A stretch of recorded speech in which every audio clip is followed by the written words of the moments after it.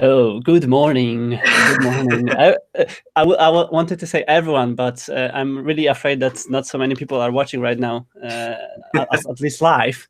But and yeah, one more thing, Callum. I spotted that we didn't update the list of links under our last video, so either no one cares or no one is watching. So people, if you are watching it, no matter if it's live or later on, please leave us a thumbs up or something else to let us know that you are watching it. I'm a pro YouTuber now. Callum, how was your week, Callum? Yeah, it was pretty good. I've been we had the tail end of the Umbraco roadshow. So that was quite busy. I've spent a couple of days traveling back. I mean, this week has gone pretty quickly, to be honest. It's only Friday. It's public holiday in the UK. It's like a mini week. So you've rested a lot finally, right? Yeah, a little bit. I had a bit of rest. We will be talking about it during this episode, of course. There's a lot of activity in which you are involved, and I'm proudly wearing the Umbraco Roadshow t-shirt. Love it. So maybe start from here. How you would like to sum up the roadshow? And of course, I will find the stats which you've proudly exposed on Twitter, and they are so impressive. Yeah, exhausting, I think, is more the word. So yeah, when in umbraCoffee last week we spoke about we were both in Warsaw and we were off to our meetup there, and that was quite good. It was smaller than some of the other ones, but a lot more intimate. We had some good discussions. I really enjoyed it, and then I went on to Lisbon for Monday, so we finished up in Lisbon. And as the thing you're sharing here, in the space of 2 weeks, 6 talks, 15.5 hours, and 6,300 miles flown, tons of countries, lots of traveling. Oh, man. Most importantly, met some really awesome people. Really enjoyed it. Yeah, so it was a first roadshow, and probably there will be more of them, right? You've been talking about some plans, and there were some chats being performed on Twitter and more places. People are hungry for some knowledge, and it's something new, and maybe not the normal location for the meetups or for any other Umbraco activities such as festivals. So that's a great opportunity to learn new stuff. Yeah, there's definitely appetite to do more, and I plan to when I've recovered from this one. Yeah, and it's not easy, for sure. And you are also not calming down and sitting in your seat for a long time, because this week or next week? Next week, right? Yeah, I'm off next week. Sweden on Thursday. Well, I'm speaking at the Gothenburg meetup, which is cool. Again, meeting some more people that I would have met. Some of them probably at the Sweden festival, but yeah, really looking forward to going back there.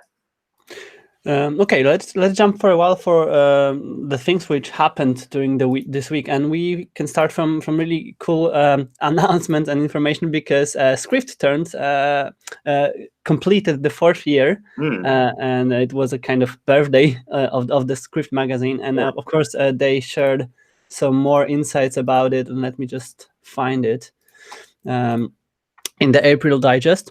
And of course you can find it, and there are some articles and announcements which we are also mentioning today, and of course if you are looking for the upcoming meetups, which are some of them already performed, the Dutch one, they are all here.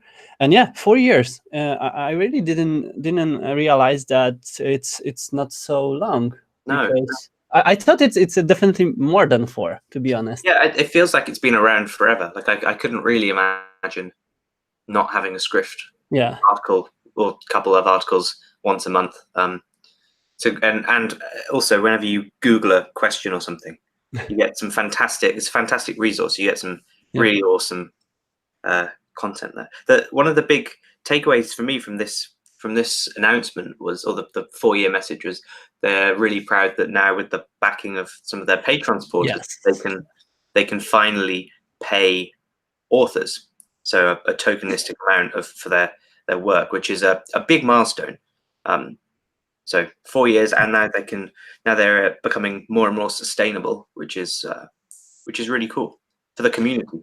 Yeah, so maybe using this advertisement space, we can of course encourage everyone to support Script, because yeah, as we said, one of the most amazing sources of knowledge in Umbraco world. So yeah, and of course encourage writers, because that was another important thing which I've spotted during this announcement, that it's the same importance of the people who are reading the Script magazine as the people who are writing articles for Script. Yeah. And we both were publishing articles to Script, so yeah, it's a great journey, and checkpoint, whatever else on the Umbraco developers, and not only developers path, because we've seen a lot of interesting articles about stuff around Umbraco, right? The editor experience, mental health, and a lot more like that. So yeah, it's really cool. So yeah, they also put a call out to anyone that wants to write for them. So just let them know. Grab them at Code Garden, I think they said. Renee or Erica or Kyle will be there. So yeah, good opportunity. If you've maybe got a blog post you want to release that you've not done yet, maybe speak to them. And they're really good at supporting authors too. So making sure that the content's right, editing it, maybe saying, have you thought about these angles? I've never shared anything in such a good English language, written language, as for the Script, because they've covered all of my mistakes, all of my lacks of wordings and things like that. So yeah, and you mentioned Code Garden, and there is another topic which was released this week, because Umbraco started gathering beer pull requests. Oh yeah, and it's more general. It's a drinks pull request. Because it's not only a beer, and we've all experienced it in the past years. Do you want to share more? What's the idea behind it? Yes, I think they've been doing this for a long time, where they'll accept pull requests from the community for drinks for their pre-party, which happens the day before Code Garden in their office in HQ. It's really cool evening. But you get partners and other communities and meetups do it too, sending big boxes of drinks over there for everyone to enjoy at this party. And I think Byte 5 kicked it off a couple of weeks ago. Yes, they were first. Yeah, but they have probably unlimited resources of this blue beer. So that's a great. And always each year I'm sending a small package of Polish beers as well, and they were even mentioned somewhere here in the article, from what I remember. And that's a great opportunity, not only for people who are attending the pre-party, to first of all visit the headquarter and an office where the Umbraco people are working, but also to taste some different drinks from different parts of the world.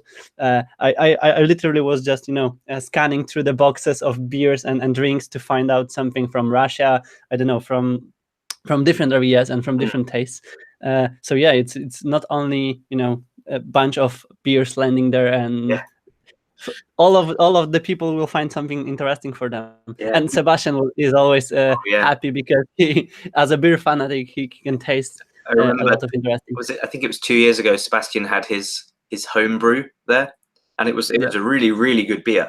But I managed to get in touch with him beforehand, saying, please save me some, I want to try it. And he was walking around making sure everyone got some. Yeah, and also we've seen that other companies are being involved in. Pete Duncanson from Off-Road Code, they also collecting the supplies for Code Garden pull request. So yeah, it reminded me that it's getting close. It's getting close, and I also need to combine my package and send it to Denmark. Yeah, and I need to get on that as well. Yep. Okay, so we've mentioned the roadshow, we've mentioned the Code Garden, but there were also some other events this week and also in the upcoming week. Yeah, what caught my mind was the Dutch meetup yesterday. It was packed up, and it was, I don't know if it's the group thing, but they are always so detailed in the communication for even the meetups. I've seen a map with the drawings where the entrance for the building is, and yeah, I just realized that maybe last week I also should perform and create such a map for people who might get loose. You're right. The Dutch meetups and the festival, even fantastically well organized events, and thanks to Henk and Arnold, and they do some really great work there. Did you see some of the pictures of the food last night? They had like huge trays of pasta and stuff. I'm looking for those tweets if I have them open somewhere. It looked amazing. It did look cool, and they had Stefan from HQ come over, and he did his V8 Q&A type talk, which he also did at the roadshow.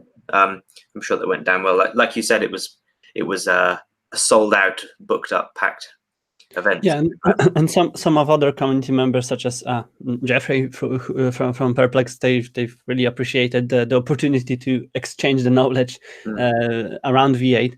And I spotted this because I'm really looking forward to Jeffrey's talk during the Code Garden about the dream which he have about Umbraco V8. And I'm more than sure that Jeffrey discussed this dream with Stefan a lot yesterday. Yeah. Really, really great meetup. And from the upcoming events, you've mentioned the Gothenburg meetup, which is on Wednesday. It's Thursday. Let me see. It's here. Yeah, Thursday, April 25th. And the another meetup packed with the HQ people is on May 8th in New York City. Yeah. So the last New York City meetup was 18 months ago, I think. Yep. It was certainly a long time ago, and I know that Kenneth and a couple of the guys from support are going to be over in NYC, so they got in touch with Heather, and they're going to make sure a meetup happens, which is great to see. Hopefully they can, hopefully the New York City community can maybe do a couple more. Yeah. I'd like to come over at some point. Me too. And I also spoke with Heather at some point. I fell in love with New York City, and I'm really happy to get back there at some point, of course. Cool. And we've been both chatting before going live that it was a week of releases. People were releasing stuff. Do you have a long weekend in Poland this weekend, or is it just a normal it's just Monday. We are not having Friday off. Okay. But it seems like I think everyone gets a long weekend this weekend, and it seems what's happened is everyone has gone, I'm going to release a load of stuff. Yeah, get rid of anything what's upcoming, right? Yeah. Clear path. And speaking about those releases, Shannon shared the information about Articulate 4.0, which is so close, and it has a full support for Umbraco V8 and ton of the other bug fixes and improvements. So if anyone is going to build a blog on V8, I'm more than sure that this is the first choice right now. Richard Soteman was also very active in terms of porting his famous packages to support V8. And there's also a lot of progress being made for that. And you can download it and give it a test run. He wants you to try it. Yep. So it's available for free right now. And some other packages such as found awesome links from Matt Barlow, also for Umbraco V8. The uSplit package used by many developers for A/B tests in Umbraco V7 got an upgrade to V2. I'm really curious if Andrei and the whole team will be supporting V8 soon. Yeah, I saw some discussion on Twitter about this, and I think they've said yes, that's the plan, but they want to do some other changes first before they get there. Yeah, and also Callum, you released the upgrade for this one in there. I quietly made an update to my super value converters package, but I think this is actually one of the coolest features. So it now does, if you have a collection, like a few different types of document that are available for a picker, but they all share a common composition, for example, it will give you the interface for that composition rather than I publish content. So you have like common properties. Great. Well, then you just have an interface with all of those. No need for casting again. Less data being passed, and you can easily map them to some of your view models, etc. That's pretty cool improvement. And we've titled our episode H5YR because we realized that yesterday was the official high five day. How it's National High Five Day. High Five Day. I don't know which nation, but yeah, I was working normally, and I should celebrate probably, right? High fiving everyone on the street or something like that. Yeah, so I have high five for everyone who released something new this week, and of course it's not the only opportunity to high five everyone in Umbraco community, for sure.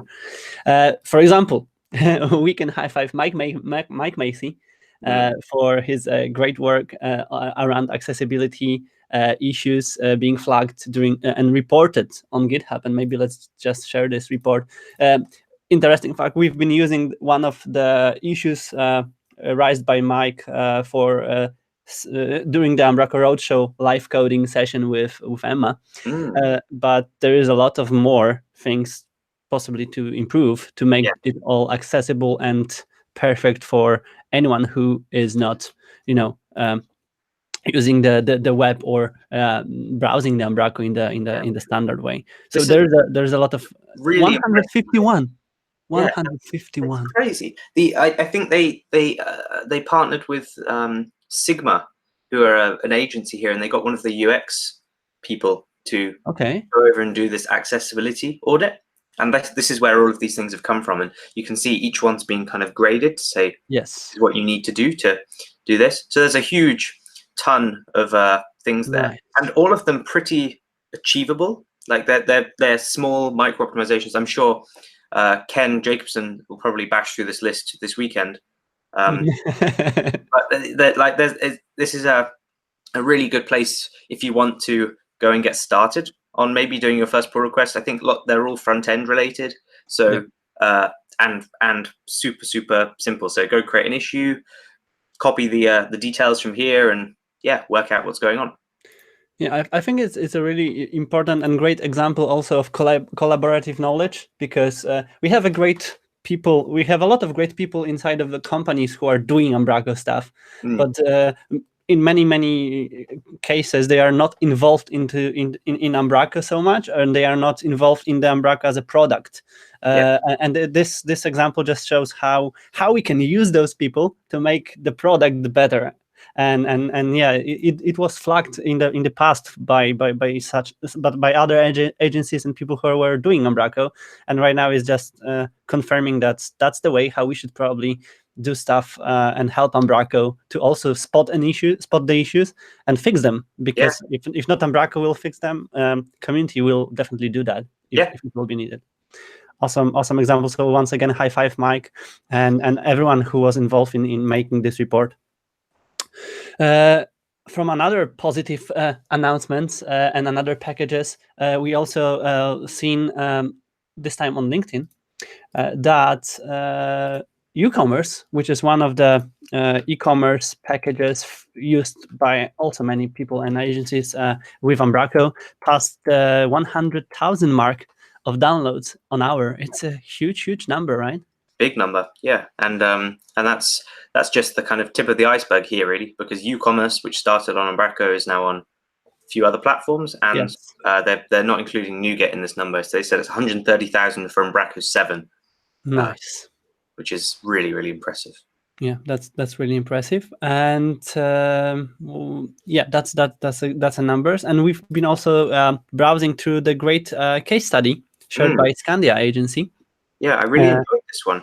So this is I want to have a chat with Nick to see if maybe shed some more light on this and how they're using it. But effectively enhancing the grid so it's a little bit more editor friendly and has previews of what the items will look like and some more configurable row settings that are in a tab in the doc type, that sort of stuff. It looks really nice and actually like a decent editor experience. Yeah, full screen editing. Once again, great example of sharing thoughts and ideas without, creating pull requests and forcing people to decide if it's good or bad, something like that. Just, share the idea, discuss it. It's a great also. I don't know if it's a part of any hour discussion on forums or not yet, but definitely worth of being discussed as a thread on the forum, right? Definitely. Cool. So yeah, we are looking forward for the next week, but we also had really nice highlights and info from the previous weeks, and I mean this time the photos from yes. festival from Germany, from Frankfurt. Yeah. Great photos, great event. We've been sharing it during the event and of course after the event as well. I'm looking for some cool. There's a couple of umbraCoffee ones. Yeah, there are some umbraCoffee ones, but it's not loading for me. Why it's not loading? Oh, it's progressive loading. Like lazy loads. Lazy loads on my lazy internet connection. I need to get back and forward to load something else. So yeah, weird. Here we have some from the umbraCoffee. Yeah. Yeah, really cool photos. So if you've been on the event or if you haven't been there, feel free to catch up what you've missed or what you've experienced there. Really cool shots, and yeah, I've catch up all of them, already shared some on Facebook. Yeah. Pretty cool photos. Nice. And cool. So yeah, we have a lot of meetups ahead, a lot of events once again. Yeah. You are not resting. That's confirmed right now. I'm having a rest this weekend. Yeah, I don't know if you are a robot or something else, but no, as I said to Warren on Twitter a few weeks ago, I'm a clone. Yeah, we'll find out. We'll find out. So yeah, that's probably from where the whole thing of real Callum and fake Callum, real Marcin and fake Marcin came from, right? Yeah. So yeah, we never know if we are dealing with the real Callum or fake Callum. So yeah, if you are if you have an opportunity to meet Callum in person, check it out if it's a real Callum or fake Callum on the next events. And of course, if you are from Sweden, visit the next meetup and count down to Code Garden. Is it Code Garden yet? How many days? It's got to be 32 now because it was 39 last week. Is it? Yeah, I'm just checking. It's 32 days. 20 hours, 7 minutes, and 14 seconds. I really need to sort my my travel plans out. to catch something in between, right? Yeah. Of course. Cool. So yeah, that it was a great week once again. We will see each other next week. We don't have any holidays, anything else planned, so we'll be there. Hopefully you will be also there. And remember to let us know if you are watching it, if you are reading the descriptions and links which we are sharing, and leave that thumb up or something else to let us know that you're here or there. Tell us you're here. Tell us someone's out there. Yeah, we really need more interactions, right? Really need more interactions. Cool. Thanks, Callum, for joining. Even besides the public holiday in England. And yeah, see you each in the next week. Yeah, have a nice long weekend. Yep. Cheers. See ya. Bye.